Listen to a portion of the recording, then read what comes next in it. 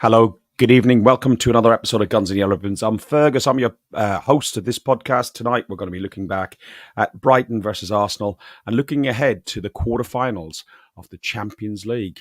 Arsenal, top of the league again. Get ready for the world's greatest Arsenal podcast. Welcome to another podcast by Guns and Yellow Ribbons. Enjoy the show.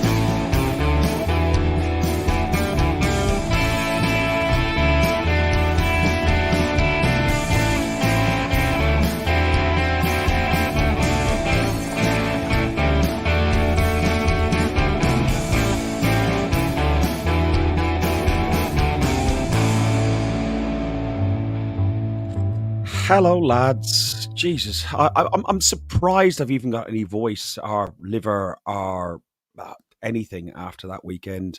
It was an early start in Brighton, an awful train journey back, and copious amounts of beer, gin, rum and cokes, everything drank. Dan, can you speak?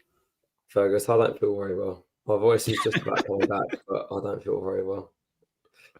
Don't be right away. It's not good for you. Trevor, before we came live, you came along and said you think you've had a 24-hour delay on your hangover. Yeah, I didn't feel too bad yesterday, but I've struggled through today. I really have. I'm a bit croaky as well, which is highly unusual for me, but I don't care. What a day we had, eh? What a day we had in Brighton. Even the trains being just awful on the way home, but weren't going to spoil it, were they? What a brilliant day in Brighton.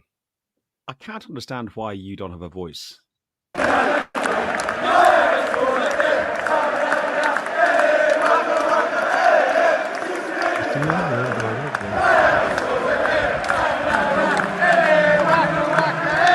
6 million down a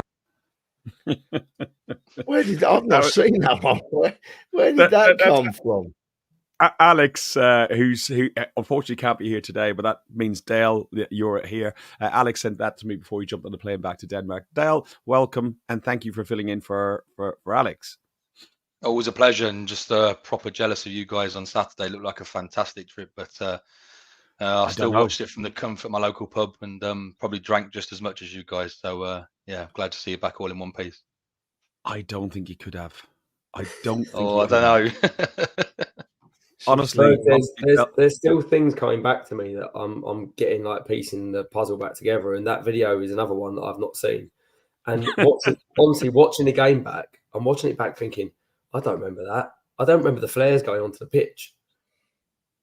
Well, you know what? The one that sticks. I was okay in the second half, or towards the end of the first half, but I remember seeing. We'll talk about it in a minute. The foul on. I didn't know who it was, but I just saw the referee pointing. I thought, oh yeah, we got a decision go our way, and then I heard everyone scream, and I went, oh, Saka scored. Oh, was that a penalty? It's like the train journey home. Everyone complaining was saying how long it took to get home. I genuinely didn't realise. I must have sung a song or two on the way home because. Well, there was one lady who had, I don't know if she had an earache or something like that, but I don't think she liked us very much, did she? I tried to make friends with her, but I don't think it worked, to be honest. No. Sing her a song and everything. Yeah. I made friends with some locals as well because I was singing some songs and they wanted to, grab the words out of my mouth, but we won't go into that too much. But yeah. That's not just hello, Fergus, to be honest with you. That's... You do that every week, mate. I'm going to blame you for that one. They're my heroes. They're your heroes. This is us. This is us away. There's quite a few of us behind the famous Mikel Arteta's armies over land and sea flag with Lyle and Sam and Ewan and there's loads of us there. We had a fantastic away trip. It was absolutely brilliant. We'd only won 2, drawn 2, and lost 2 at the Amex, so it wasn't a happy hunting ground. The last time we went was 4-2. Before that, I think we lost 3-0. And Brighton, Dan, everyone thought this could have been the banana skin that we were worried about. Brighton are a good side, and I think they was unbeaten at home since August, wasn't they? So, you go into a place where they don't often lose.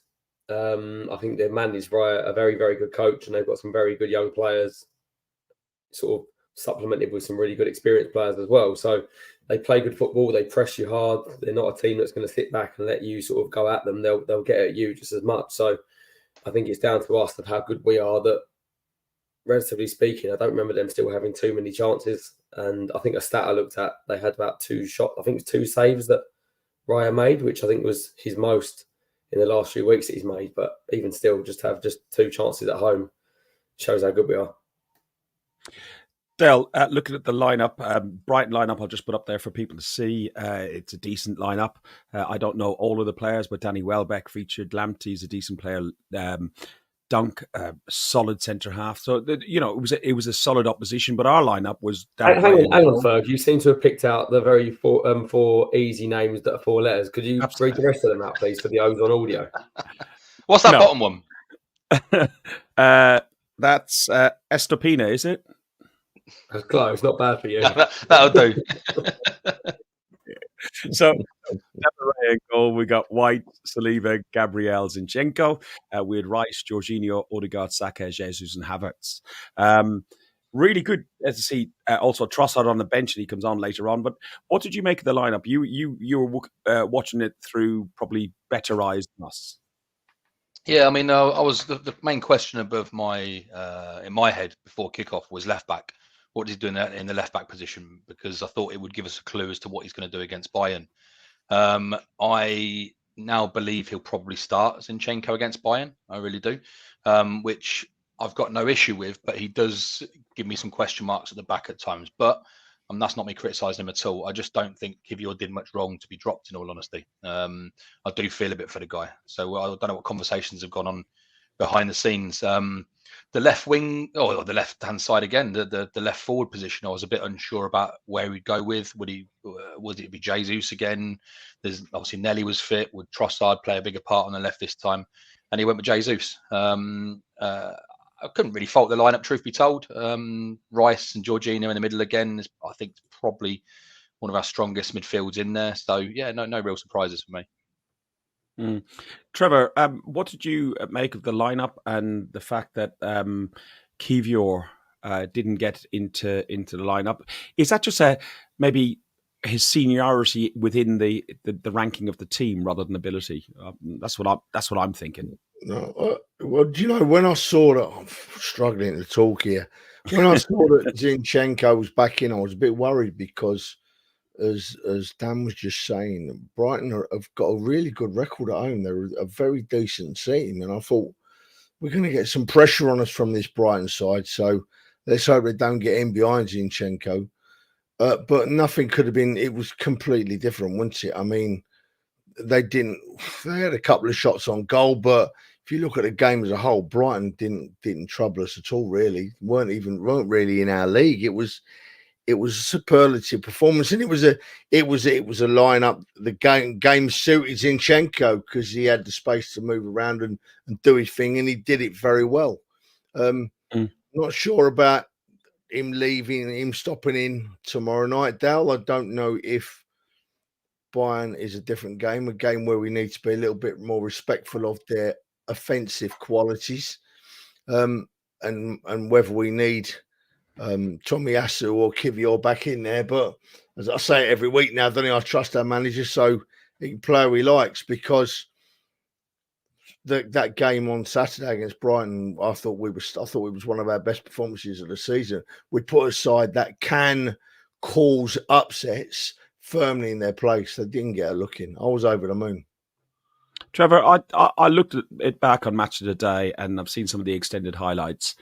And like everyone else, it was a revelation to me because I saw a lot of football I didn't see on the day. But what I did see was a team that looks very, very convincing. A team that is top of the league, and rightfully so, by the performance that we had on Saturday. The performance that we've had throughout since January, but in particular Saturday, we look like we're growing into that role of leaders. They seem like they're believing in themselves more every game they play, to me.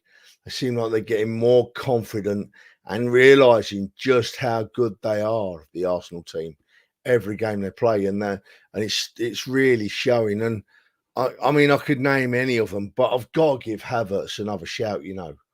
Such an intelligent performance again. Such an intelligent performance again from Havertz. He was everywhere he needed to be, and he did everything right. Superb run for his goal. You watch the way he's going to run one way for his goal, and then he just changes his mind at the last second and goes behind and gets in front of the defender. Superb. And then, of course, it was Havertz's quick ball that put Trossard through for his goal as well. So Havertz, superb, but the whole team, mate, I think confidence is now starting to really show just how good they are. I think it's important to mention as well. Sorry, just on whilst we're on the team there, the strength of the bench.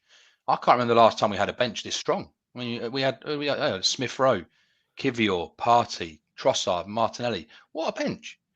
Historically, we've always kind of had one eye on the bench, going, "Is there anybody who can make a difference and come on there?" Now we've got 5 or 6 who can come on and make a difference. On a slight aside, I still think we need to strengthen that squad. I still think we need to strengthen that squad in the summer. But moving on. Yeah. Let me take that off. Dan, early on in the game, we did have a couple of.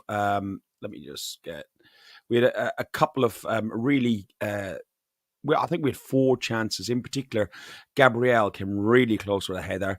So did Jesus. Saka came close. He went wide. That opening 15 minutes before the penalty was, now you've watched it back, was intense, wasn't it? Yeah, I was going to say, watching it back, it was intense. But if I'm totally honest, I wasn't worried about the likes of Zinchenko at all at the time because I didn't even know they were playing. But watching it back, to be honest, I think Gabriel should have scored early on. I mean, we had a couple of other chances. We probably should have buried at least one of them, but we're a good side now, and I think I'm not worried about us scoring goals as much. That was a worry, I think, earlier in the season, but I think we are a lot more clinical now. That it probably surprises us when we do miss those sort of chances. But I think it was interesting watching it back because I think I said on the day of the game as well. You compare the game last year at Brighton, the 4-2 game on New Year's Eve, and you look at this game this year. I think when you look at us as an attacking outlet, last year we probably looked a bit prettier and a little bit better going forward. But this performance was a much, much better performance than the one last year overall in terms of control, in terms of suffocating a good team like Brighton, barely giving anything away.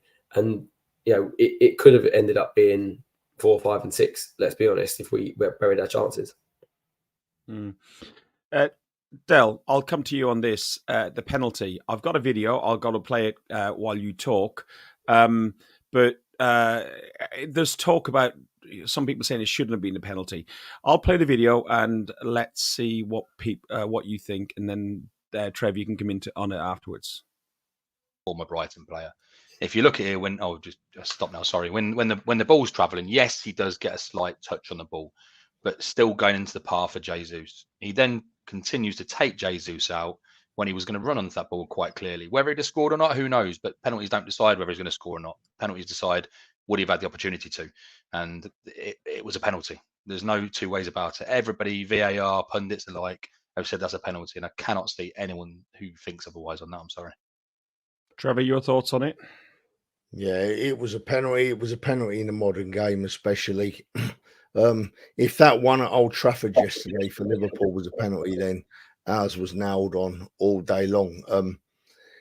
I can't see why. Well, I do know why the odd pundit says it wasn't. I just want to stir up the Arsenal fans for a bit of attention. But yeah, it was clearly a penalty, and it was very well dispatched by our great world-class young fella. He did get a slight touch of the ball, though, Dan. It's a very, very, very slight touch, but he takes more Jesus than the ball, doesn't he? That's the rule now. At the end of the day, it doesn't matter if you get the ball or not. If you can follow through the ball and get the man, or you can take the man after. It's a little bit irrelevant if you get the ball. It's about who's in control of the ball after you get it. And if the defender's not in control of the ball and he takes the man out, it's a penalty. Let's be honest. If the defender doesn't touch Jesus, then he's still in control of the ball. So it's a foul for the same reason that the one at Old Trafford yesterday was a penalty, albeit this is probably about 20 times more of a penalty than that is, but for the same rule and the same reason. Ferg, put a picture up again, please, mate. Put the other picture up again for a second. I've just taken it down. I'll get it back, mate. All right, mate. I'll tell you. I'll just put the video on again. You can talk about it then. Go on. Rolling around like that, but that's how they go nowadays, and that's what they do when they think they've got a penalty. So it happens when it happens in every division in the UK, I dare say. So no arguments. It was a penalty, nailed on. To be honest, we will talk about theatrics in the game. We talked about it when we were watching the Sheffield game, or the Sheffield Liverpool game when we're on Thursday night. We talked about play acting and theatrics, and we will go into that a little bit ourselves because one of our players needs to be, talked to. But let's talk about Saka. Saka took a great penalty, and it was 1-0 to the Arsenal after 33 minutes. At 43 minutes, I think this is what you were talking about, Dan. David Raya made an excellent save. I do remember this, actually. It was an excellent save, the other end of the pitch from us. But I think that was one of the few things he had to do again in the game. It's this one here. It was a save from Essino. Is it? Where do I start? Why don't you just say it was a save from a Brighton player? Brighton player, it probably makes it easier. I mean, also just to let you know, that was at our end of the pitch, not at the other end. That was in front of our fans, mate. Oh yeah, it was. Yeah. Never mind.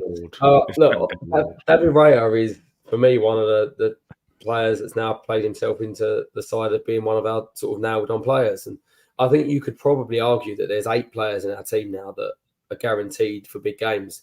And the only 3 positions that might be up for sort of a bit of a debate is probably the left back spot, maybe the centre midfield position when everyone's fit, and then a clutch, the left wing spot, which I still think for me is now done as Martinelli. There's not many places in our team that I think you can question. And we've had lots of debate about goalkeepers, but for me, the stats don't lie. The number of clean sheets we've had, his concentration at times when he hasn't had much to do to then make sort of big saves when needed. And I'd probably say out of all of that, his distribution is the one thing everyone said was really good. He's probably not the thing that's impressing me as most with him. It's probably the other aspects of his game, and even things like collecting crosses and coming for balls, where the Luton game earlier in the season, people were questioning him, and I've not really seen him look uncomfortable since then. For me, David Raya in particular, and it was some guy I might have been on TikTok or whatever, explained how he is part of our attack from the back, and not as a keeper, the sweeper keeper role, and the way he's the start of our attack, and the way he will either send the ball out midfield towards Odegaard or send it up towards the wingers and Martinelli and Saka. I think his speed, and it was only when we watched Ramsdale, who I love and adore, and I think he's a great player, and I'm not criticising in any way, but it was only when I saw Ramsdale play in, I can't remember what game it was recently, and just the couple of touches extra that he needs to take in the difference between Raya. So I think Raya... I do think we need to maybe not compare him to Ramsdale, because every time we make a positive about Raya, it doesn't mean it's a negative about Ramsdale. And Raya's got some fantastic qualities, but just because we call him out as being good for it doesn't mean Ramsdale doesn't have them too. So I really wouldn't mind either goalkeeper if they're in there, but I think Raya has deserved it in a minute, and because of what he's good at, not as opposed to what Ramsdale isn't good at, is the reason why he's number 1. Yeah, that's a great shout, Dan. That really is a great shout, mate, because when it comes to the skill of goalkeeping, I honestly don't think there's anything between them. I don't think there's anything between them, but as we've watched Raya grow into the side, I think his general demeanour and his attitude to the way he plays on the field gives us a different look. Maybe not a different look. It gives me a different feel about the side. I feel that we're more calm and composed about what we're doing. And I didn't think I'd ever say that when Raya first came in. I was a staunch supporter of Aaron Ramsdale, and I still am a supporter of Aaron Ramsdale. But I do like the way we appear to be not just really good at the back. We appear to be really calm at the back, right? We're really calm and confident and controlled. And that has to start from the goalkeeper. There's no other way about it. It has to start from the goalkeeper. Do you know what? I've just remembered something else from the game as well, boys. Ferg, Dan, Dal. The beer was all right in the ground, wasn't it? Eh? The beer, unusually for a football ground, the beer was okay in the ground. What was it? Well, I was still. I can't remember, Dal. I don't know what it was. I don't look at it. I taste it. I drink it. But You did you had a choice between Heineken and Foster's. You had actually two lagers to choose from. yeah, it was. It was very good. The beer in the ground, most, and you see, I was still in the tasting stage, and then I still hadn't had one of my 2 pints. I couldn't decide which I was going to Well, have. you actually didn't have any beer because you bought your 2 beers on the train to go back, and you didn't drink them. So you were sober. You didn't have but anything. there's a reason for me not drinking me 2 beers on the train on the way back, as you well know. Yeah. Yeah, no, I know. But what I'm just, I'm helping you out, mate. All right. Okay. No. Yeah. Oh, yeah. I was stone cold sober. Yeah. Yeah. Absolutely. Listen, you mentioned this guy, and he got his goal. Kai Havertz, but also look at Jorginho. Look at this, and there's a picture. I don't have it. I can't find it at the minute. There's a picture later with Jorginho and Trossard when Jorginho makes Gabriel and Trossard when Gabriel makes that last minute defense. But look at the unity amongst the team. And Trevor, you talked about Havertz and how much has that guy improved? This guy was like not quite a basket case, but people had him in that category, and he'd had an awful 3 years at Chelsea, having bit parts, and he scored a Champions League winner, correct? But look, he didn't really get going, did he? Look, Ferg, both Havertz and Jorginho, they had a massive job on their hands when they came to our great club from Chelsea. Because firstly, we've signed some people from Chelsea over the last few years, and they've been no good every time. So that was what people had in their heads. Oh no, not another couple of players from Chelsea. And also, Havertz hadn't been playing that well at all, and Jorginho wasn't getting much of a look in. So, of course, the Arsenal fans, they're a bit worried. They're thinking, what have we done? Not again. What's happening here? And then, of course, Havertz takes a little while to get going, and we're all saying, yeah, he's not playing very well, but hopefully he'll improve. And he's not let us down, has he? As I said just now, his run for the goal was superb. The cross for the goal from Jorginho was superb because he looked up right at the last second, put it across, and that picture tells the whole story. That is the picture of the whole game, Fergus. Brighton players on their backsides, right, and Arsenal dominating. And on another day, I can't remember which one he just rightly said. On another day, we're singing who put the ball in the Brighton net. We were that close to scoring a hatful. We were really, really very good. And Havertz and Jorginho, I'm really pleased to say, are an integral part of us being that good. He's not dropping Jorginho now, is he? I honestly think that his favourite 2 in the middle now are Rice and Jorginho. I honestly do. They're playing that well. There were some substitutions then afterwards. At 64 minutes, Trossard and Martinelli came on for Jesus and Saka, and 72 minutes in he came off and Tommy came on.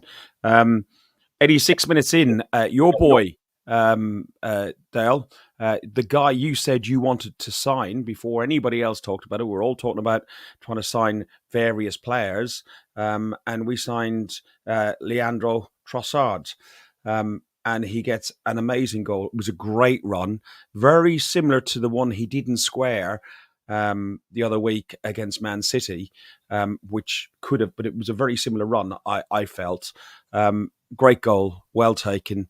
And classily, he was class in the way he stood there, took the applause, but didn't rub it in the Brighton fans' faces. For me, Trev mentions a minute ago about picture of the match. For me, that was my picture of the match. Seeing Leandro Trossard stand there, take the applause, take the abuse, take it all in.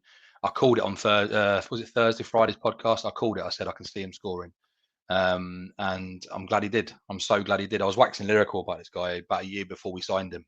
You can see the quality he's got, and I genuinely don't see what more he can do to get a starting berth in his team. The problem for him is he's got some quality in front of him as well. But to have that option off the bench is superb. Absolutely superb. When you look at, he was previously Brighton's first team, Brighton pushing for European places. He walks into most other Premier League teams. Can we just say that? And he's a part of a rotation with ourselves, happy to sit on the bench and come on and prove his worth when he does so. And I thought it was a fantastic finish. Great ball from him. Was it Havertz? I can't remember who played the ball for him as well. It was Havertz. Havertz. Yeah, fantastic ball, can I just say, from Havertz as well, first time. Looked up, picked that ball straight away. Cracking goal. Thought it was fantastic. Dan, where do you see Havertz's role then? Because he seems to be everywhere, especially in that game. Well, I've seen him roll on the floor, roll down the wing. But yeah. I mean, save your voice, Trev. Summed it up for me, to be honest. But I think, look, he's pushed himself into that centre forward role at the minute. I think he's done a job in terms of holding the ball up, bringing others into play, and he's started to chip in with goals as well.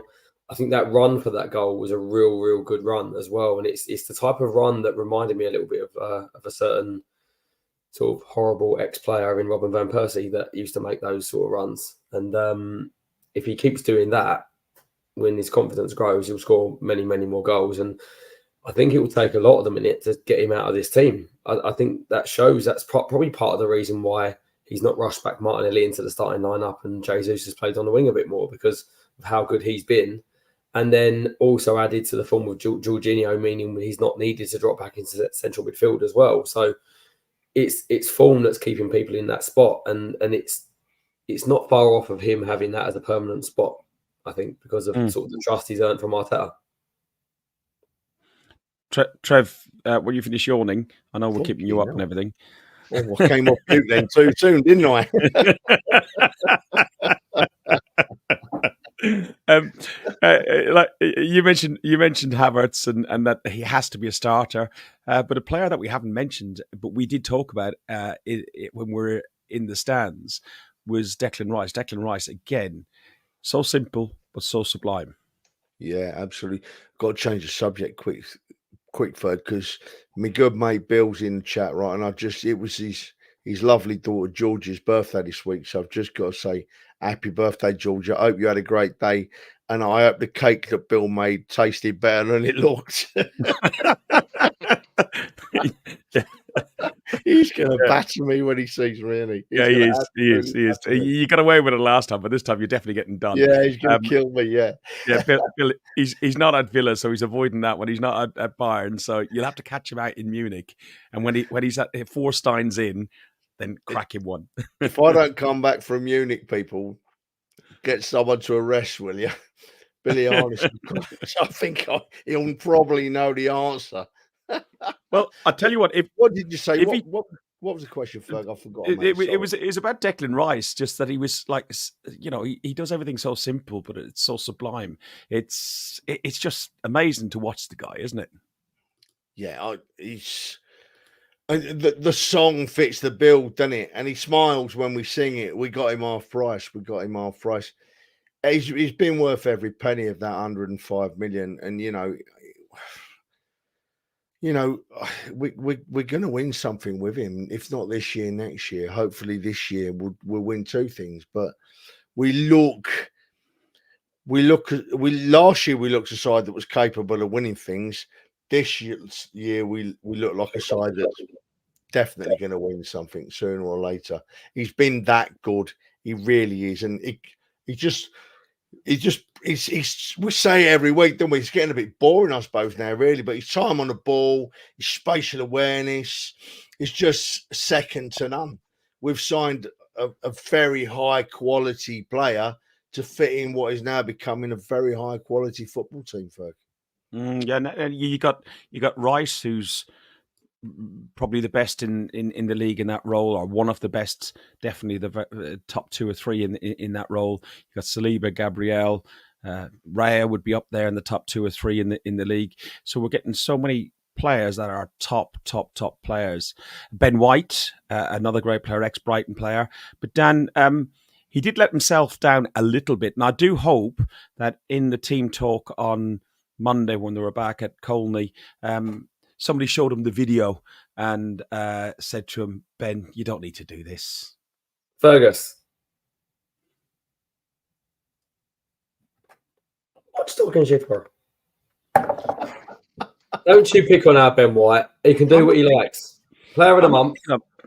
Player of the month. Best right back in the league. Couldn't care less. No. Right, take your blinkers off. Dale, do you think that, a slight brush on your chest and you hold your throat that you're garroted is necessary for a player of his quality as well? Because he can do an awful lot more with his football than rolling around like that. Take away the player of his quality, whoever it is. I don't want to see anybody in an Arsenal shirt doing that. I don't like it. We touched on it last week, saying it was creeping into Kai Havertz's game. Absolutely no need to. I still one of the comments earlier as well about Kai Havertz. I think he had one of his best games. I don't think there's any need to be diving around like that, making silly lapses of judgment. I think Ben White, when he probably watches that back, he'll probably have a little giggle and a laugh to himself because it was so blatantly obvious. He'll know how stupid it was, but I don't think he'll think much to it. In all honesty, I don't think much will be said about it. They might have a bit of a laugh and a bit of a dig at him at training and just have a bit of a pop. But I think that'll be the last we see. I've never seen Ben White do that before, not really like that, and I don't expect to see it again. No, I agree. The stats for that game was we had less possession than Brighton. We forgo possession, but as I think it was one of you guys said, they had 2 shots on target. We had 6, 8 versus 13. An all-round fantastic performance by the Arsenal. And some people show their appreciation. People show their appreciation in different ways. Trev was appreciation by getting his tats out for the girls. I was told I look like a Viking warrior today there.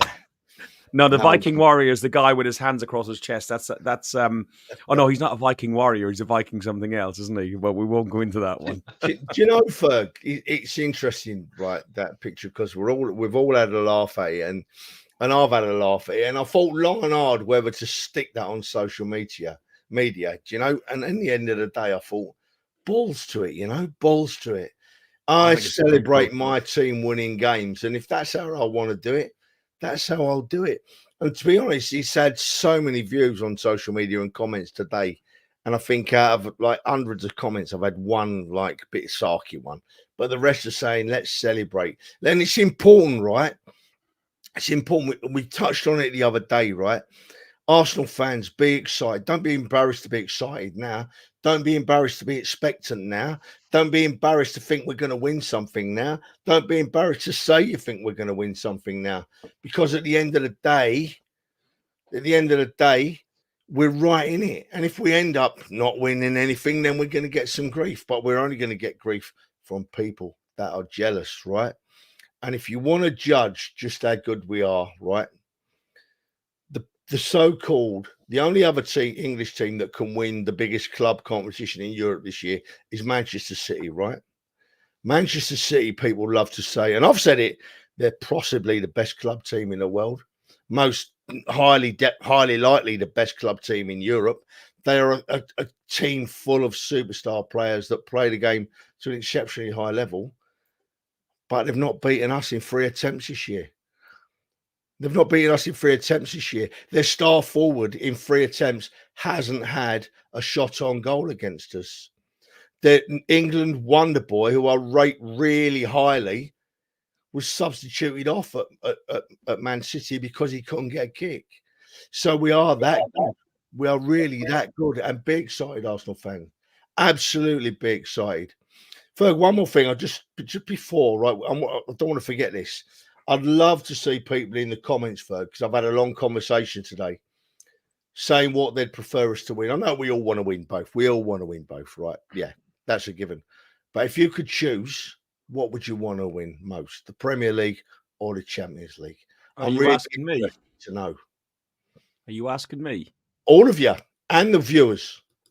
Oh, if I had to choose one, it's so difficult. I'd like to win the Champions League for sure, but the Premier League is such a competition that Viking princess, the especially with boobs like that. Fergus, don't mention boobs because I've got a picture lined up. If you mention that again, you're in massive trouble, son. You don't have the picture. You are in massive trouble, son. I think I'd err on the side of the Premier League only because it's such a massive achievement. We haven't done it for 20 years. I think I'd like that. But you know what? I think we talked about this in the pub, actually. I would like to win the league this year. I think we can win the league this year. But next year, I'm actually expectant to win the league or the Champions League because I think that's how the growth of this team is going. I'll leave the other guys give their answer. Go on, Dale. Yeah, it's a tough one because I think for me, the Premier League is more about consistency, especially when you've got teams like Liverpool and Man City in the league, two of the best teams in European football, without a doubt. But like I've seen Annabelle say in the comments, the Champions League for me, I've never seen us win it. I don't know if we get a chance to anytime soon to do it again. I've seen us win the Premier League. I remember how that felt, and I'd love to experience it again. Don't get me wrong. But for me, the Champions League has to be the Champions League because I don't know when we're going to be in this position again. And yes, I do expect us to go forward, but why not both? But if I had to pick one, Champions League. What about you, mate, Dan? It's got to be the Champions League all day long. It's one that's missing from the cabinet. It's one that puts many other fans back in their place. And ultimately, it's what we wanted to build towards as a club when we brought Mikel in and the big changes we had at the top. You know, we wanted to be back firstly competing, but we said we wanted to win the Champions League. The truth is, yes, I want both, and I genuinely believe we can do both, if I'm totally honest. But follow-up question to you, Trev. You said about people should be able to start believing that we're going to win. At what point, if not now, can we start singing we're going to win the league on the terraces? Everton game. For me, that song's always tempted fate, Dan, for me. But why not? When we win a game, we sing it. Why not? If we got belief in ourselves, then we should sing it. You know what, Trev? There was a huge. I just go on to the question, mate. One second, because I've not asked it. I'm for a bit of selfish reasons, really, mate. I want to see us win the Champions League. I really do, because I've seen us win the Premier League a few times, right? And I want to put. We have been with a team of Arsenal's size, quality, caliber, not team, club, with our history and our, and who we are and what we represent. To have not won the Champions League is sacrilege for me. We've been good enough a few times to win it, and we've blown it as we have a habit of doing in Europe. So I'm desperate to see our football club lift the Champions League. And for me, I want to, all day long, I want to see us win it. There was a huge sign on Saturday evening to show what's happening in football, and you could see it because the way the stadium was facing towards London, and you could clearly see North London is definitely red. That was glowing all the way from London over to Brighton. And what a great day, great game. I enjoyed all your companies. It was fantastic. But the other thing to look at as well is 38-4. That's the aggregate for our Premier League fixtures since January, since that Fulham game, which could be the game that we regret the most. And we've got the run-in of these games versus Liverpool and Man City. I suppose we'll keep this probably for another night. But what we see, how many do we see us winning? How many do we see Liverpool winning? How many do we see Man City winning? It's got to be so tight. But Liverpool dropping points yesterday.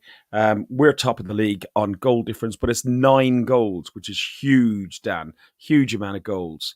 But still, with the amount of games we got left to go, seven games, I think it is, to go. There's got to be some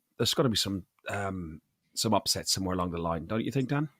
I don't know, to be honest with you, because I look at those and I've always said I think all 3 teams win all their home games because they're three very, very strong sides that haven't dropped many points at home. But for me, the league gets one away from home.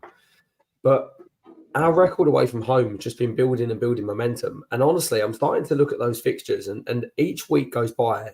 For me, they start to look easier and easier. And look, nothing's going to be easy, but they all look winnable to me. They really do. There's not a single team on our list there that I'm now worried about going to play against.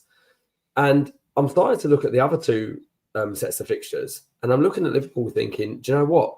I think their bottle started to go a little bit, and it slightly reminds me a little bit of last season, where they've got a few injuries at the back. I think it's catching up them a little bit. And the likes of Fulham, Everton, West Ham, Villa, they're not easy places to go to, and I really don't see them winning all of those games. And I think you could probably say something similar to City. Brighton's not an easy place to go, as we said. Only team to beat them there since August. Forest are absolutely fighting for their lives. I don't expect that to be easy and them to roll over. Fulham's the same. It's not an easy place to go to, and Spurs will probably bottle it because they'll want to give City the league. So probably an easy win there for them. But other than that, I really think people talk about us having the hardest running. I don't think that's necessarily true now. Del? On paper, I've got to say we do have the hardest running on paper. And it's, I mean, as I say, games played on the pitch, not on paper. My concern is City have got a reputation for going on these runs at the end of the season and winning titles. That's what they do. You look at the last 4 or 5 years, I think they've done it 3 out of 4. The 3 out of 4 years, they are capable of going on a hell of a run. But in the past, we haven't been. But now we are. We're capable. And when we look at those fixtures, right? Dan said it himself a minute ago. The further time goes on, the more you think, actually, is it that bad? Add Brighton to that list. Add our previous games to that list, and all of a sudden you go, there's a few banana skins in there. But everyone was talking about Brighton being a potential banana skin, but it was one of our best performances of the season. Whereas I think the pressure normally gets to us. I don't think it is at the moment. I think this team now is starting to believe that actually Put they your can phone do this. down, Trevor. Oh, sorry, boys. I'm trying to get a picture up of you. I think genuinely we are in a position where the team, that going back to that picture from earlier with Havertz and Jorginho, those pictures aren't hard to find. You look at every goal, not just the goals. Look at if we make a great save or a defensive tackle, the team are together like with passion in their faces. They really believe we can do this. So when we're done on this, I think the further it goes forward, the more it looks realistic, regardless of what other people's games are. Yeah, Trevor, every game is a cup final, and Annabelle said Spurs is the one that worries her. To be honest, I'm not tempting fate, but Spurs have a style of football at the moment that when you look at our defence, they might come at us, but I don't see much getting past our defence. And I think their style leaves them quite wide open at the back. Yeah, I was just looking at my phone then because I was trying to get it in my head. I saw a Tottenham fan make a comment on social media today, Ferg.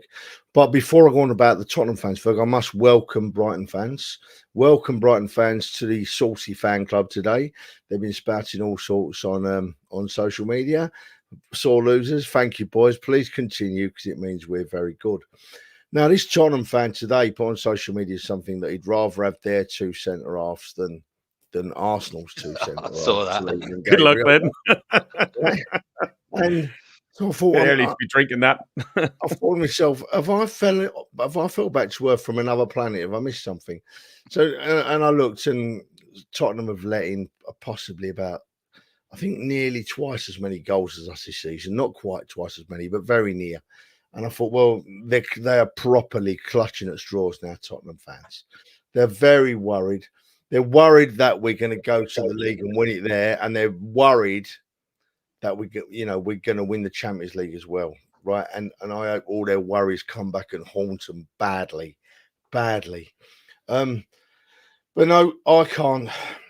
Of the 3 teams, Ferg, I think that Liverpool will drop points. I genuinely think that Liverpool will drop points. And I think that either Man City or Arsenal will probably go through the rest of the season unbeaten. Might draw a game, but I think one of us is going to go through the rest of the season unbeaten. I worry about Man City because, as the boys just rightly said, they do come strong and they stay strong, Man City, consistently strong. But we're right in it, And as Dan rightly said, then I don't fear anybody at the moment. I look at the rest of the games we've got, and I think we turn up, we win. We turn up, we win, and we win calmly and collectively, and we just pick teams off. So I'm excited, mate. I can't see a weakness. We're gonna win the league. We're going to win the league. Just to wrap up on that, Trev, we said at the start of the season, someone just mentioned in the comments about my shirt, right? At the start of the season, this shirt split a lot of opinion, and everybody, I think we all agreed. We all agreed at the start of the season, said it's irrelevant what we all think of it, because if we win the league or the Champions League or both, it will go down in history. We're that close. We're getting closer, guys. Yeah, we're getting closer. It is true, and that has played. I remember that, and I think we said it on this podcast as well. That if we do end up winning something with this shirt that I particularly don't like, but I've grown to get used to. Yeah. Listen, before we finish up on the Brighton game, we got to show you what the Arsenal away support are like. We are massive, and we empty stadiums everywhere we go.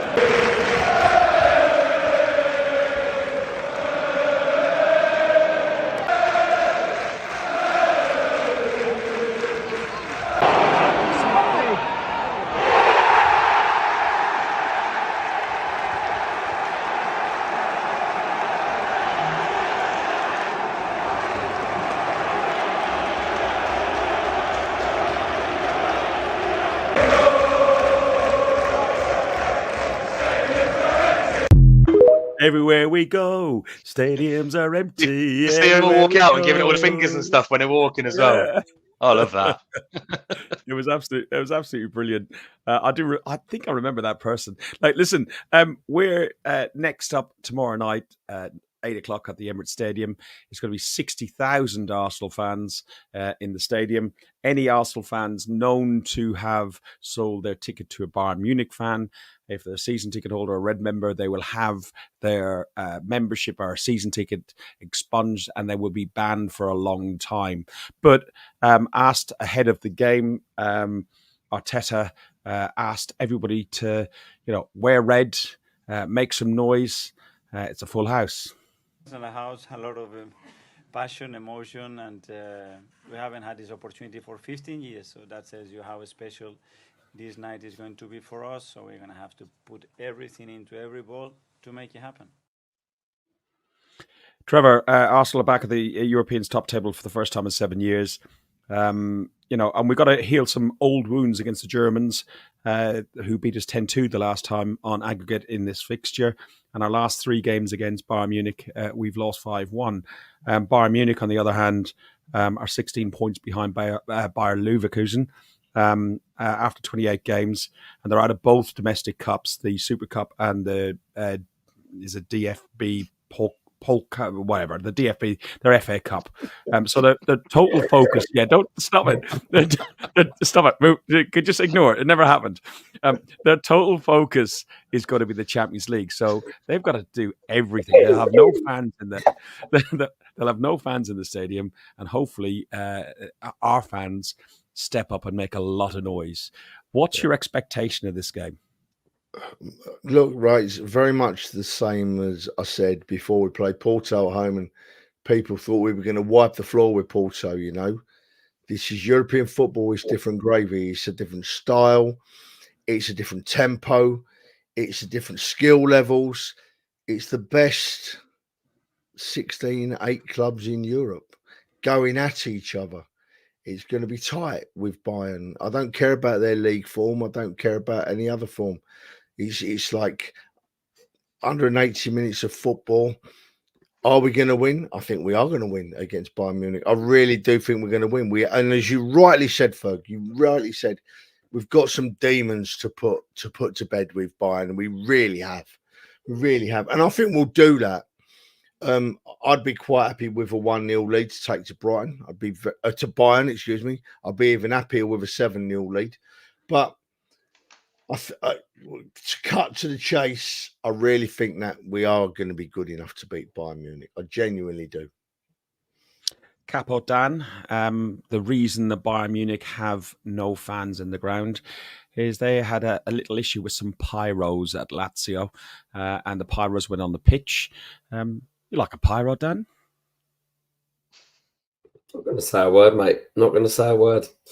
All I'm saying is there are certain rules and people need to follow those rules in respect to pyro, Right. and that's what the line will be from the club. So moving on from that, it's a huge game, this game, for, I think, something in the context outside of just the Champions League. I think if you look at last year, we had certain big games where I think it just knocked our confidence and we fell away a little bit. Whereas this year, it seems to be the polar opposite, where our actual season got kick-started with wins against Liverpool and West Ham. And I think this is another one that could really kick-start us and push us on to that run-in. We're on a run like a City-type run. And this sort of time last year when they beat the likes of Real Madrid and those sort of teams as well, we just really helped them kick on. Every 3 days, win, win, win. And I think that's what we've got to keep doing. And honestly, Bayern Munich, they're still a good side. They're not as poor as people are making out. They've got a lot of players back in. But I don't think they're as good as us. I think we're a better team. The only thing that they've got that we haven't is experience. So we need to learn quickly. And hopefully we've learned from that game against Porto, both legs really, how difficult they were.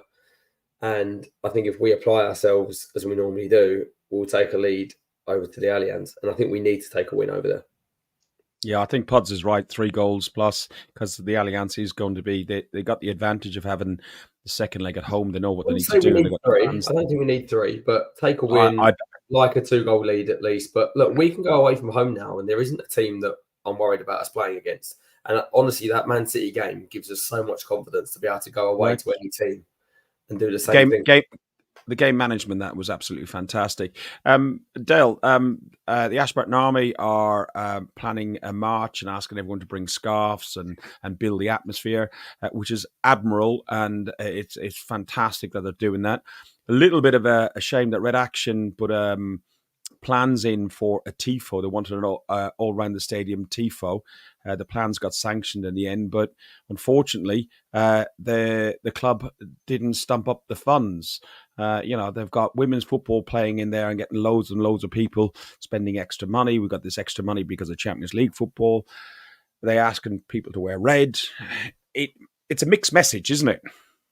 It is indeed. Asking people to wear red as well, I think, is just a silly statement, because we're at home in the Champions League. We wear red anyway. The majority of people, we wear red and white. In all honesty, I don't understand why the club wouldn't have stumped at the money. I mean, they're obviously going to have their own reasons for it. But what has surprised me is they haven't sent round their usual email, their rallying cry, if you will, to get there early, get the atmosphere going, flags in the North Bank like they did before. We've not seen any of that, which surprises me, considering how passionate Arteta seems to be about this as well. So I don't know, with the lack of Bayern fans there, I'd like to see a bit more of an effort from the club on that part. Maybe they still will. I don't know. But with that tifo not being available, I don't know the cost of these things, but I guess they can't be cheap. But I don't know. I don't get it. I really don't get it. They waste enough money elsewhere. A full stadium tifo, which is be like flags everyone can wear, make it red and white right round like we did against Barcelona all those years back, about 30 grand. So, what's that in the grand scheme of things to a club like Arsenal? It's not. Lyle, you're right. We care. Do they? Arsenal will have Bukayo Saka fit again. Just quick, Ferg. I'm not sure I fully agree with everyone's comments on this, if I'm totally honest with you. Okay. I get the incidental cost as such compared to what revenue we've got, but just an alternative view. Should we be having full stadium tifos and things for quarterfinals? Or should we be keeping that for maybe our final game at home in a semi-final or a final or those sort of things? As fans, we can do what we need to do for quarterfinals. We can. I like the message that the AA boys put out with the thing of don't forget your scarves still. Let's keep that going and scarves up and singing for North London forever and the flags and things that we've got. That I quite like to have that on a regular basis to keep those flags going. But we've got to have a winning mentality, and the quarterfinal isn't our final. We've got to do a job, but it isn't our final. If we get to a semi-final and we've got a Real Madrid that come calling, or we get to Wembley, by all means, I think I'd be all for it. But I think I think the club have also done quite well this year, and there's a few games like the Liverpool game, for example, where they didn't do it and it didn't put too much pressure on the fan base around. You've got to get to that stage before you do it, and the running like we're in now, I'll be a big advocate for doing it. But when you hype up a big game and make it your be a win end all, I think it puts too much pressure on the team as well. I've got to disagree. Hang on. Let Trev come back. Come. Sorry. No, I can see Dan's point, but I said it before. I've got the hump with Arsenal Football Club at the minute. Not with our players, not with our management team, but then people that sit up in the finance areas and the HR people and the fan liaison people. I don't know if I'm on the right track here, but I'm allowed to say my view, and that is that I saw it on social media the other day, and I was thinking the same thing, and it nailed it. They've got to remember, right, that we're fans. We're not customers, right? We're not there to be made a load of money out of, right? We're fans. We're there to do our bit, to lift that team to trophies, right? That's what we're there. That's what we go for. Because we go because of our love, right? And I think the quarter final of the Champions League is something, and Dan's right when he says certain games, but I wouldn't say the semi-final. I would say this game, because we've not been here for years and years and years and years and years. This is different gravy, is the phrase people like to use, isn't it? And I would have liked to have seen the club make a massive effort to do whatever they can tomorrow night to lift our team, because I can guarantee you, when we get to Munich next week, they'll be doing all they can to lift their team. Yeah.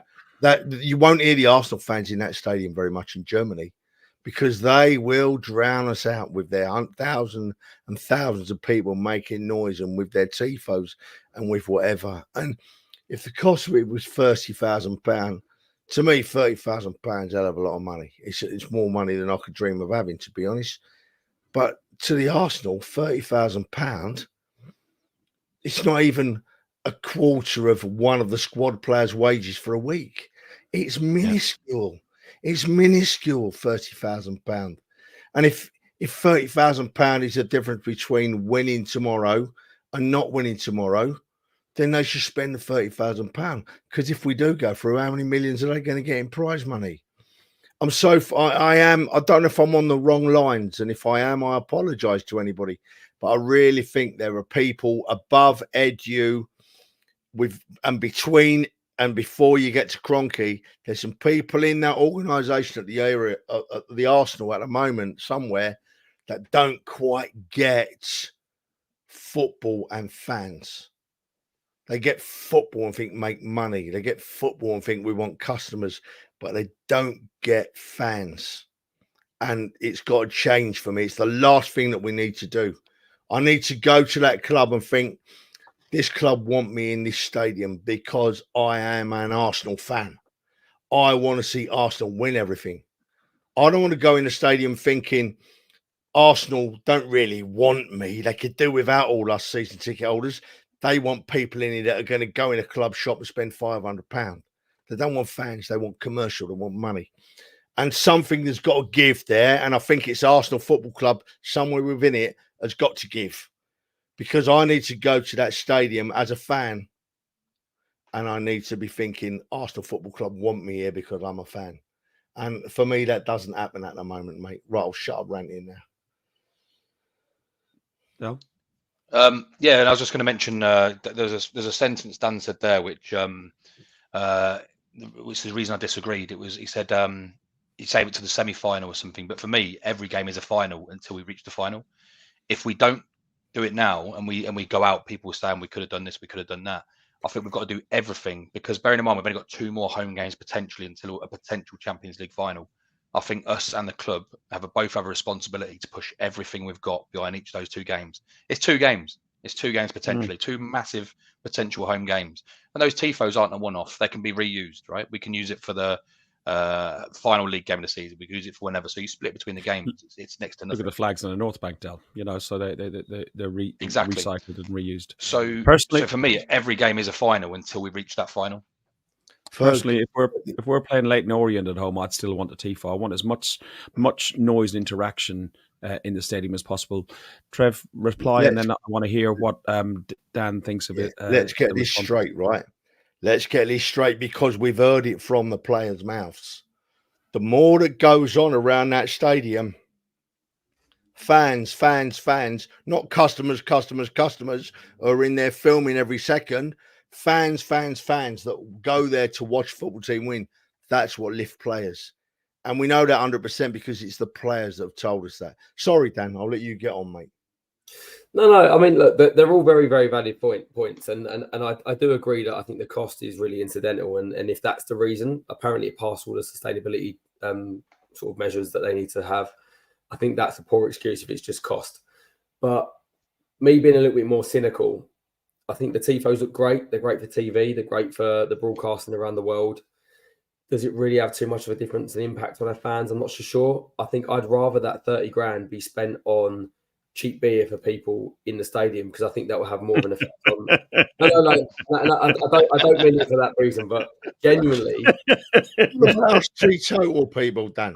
No, but I'm asking as a global impact. I know Ferg's going to keep pissing himself laughing now, but a genuine question. I actually get your point. It's hilarious. What do you think is going to have more of an impact on the fan base? Getting them a little bit more, get them loud. Yeah, exactly. If you do get more pissed, they get more singy and make more noise and stuff. Yeah, I do get your point. I just find it hilarious that you went, don't spend it on tifo, spend it on beer. No, and also as fans, we get a great kick out of it as well. But win-win. Listen, vote down. I'll make a good prime minister and get you what you want: cheap beer. I don't think we've got any issues injury-wise. I think Saka's okay. There's talk about Urian Timber, possibly playing an under-21 game tonight, and he's back into full training. Somehow I don't see him starting or featuring in this game tomorrow. I think he may feature in the game against Villa, if anything, early on. Whether he feature at all. Bayern Munich, they've had lots of issues with injuries. They had up to 8 players out. Well, they had even more at one point. But I think they're down to 2 players, which is Boye and Sarr, that will not be available. But your favourite player, Trev, he's going to be there. Who's that? Listen, Fergus, how dare you? How dare you mention my name in the same sentence as that? Tottenham boy, isn't he? Right.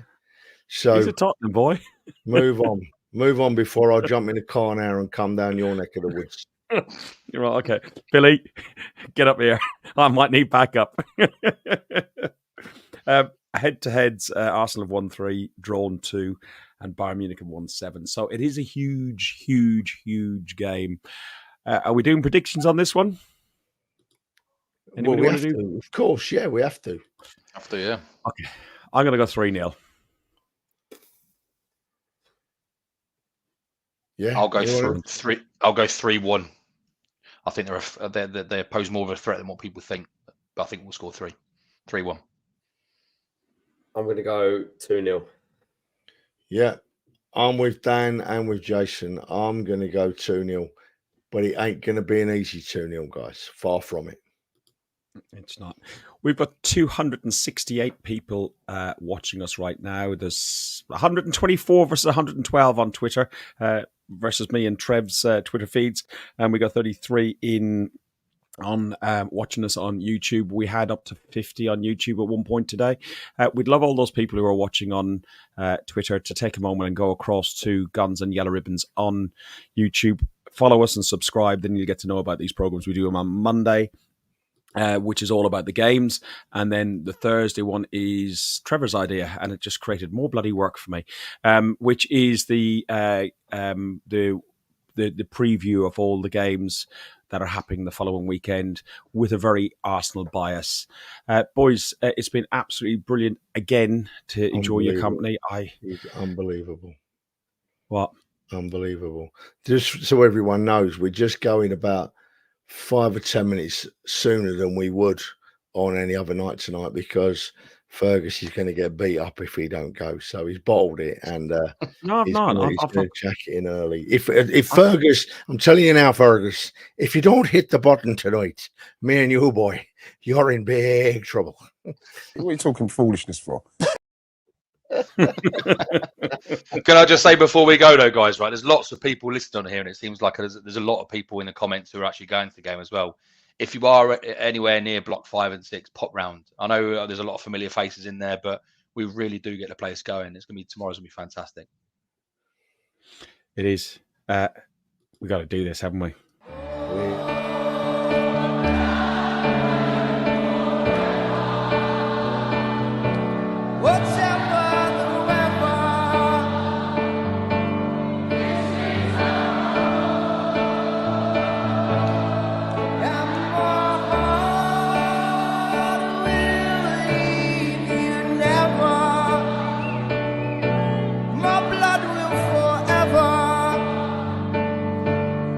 Run through the snow.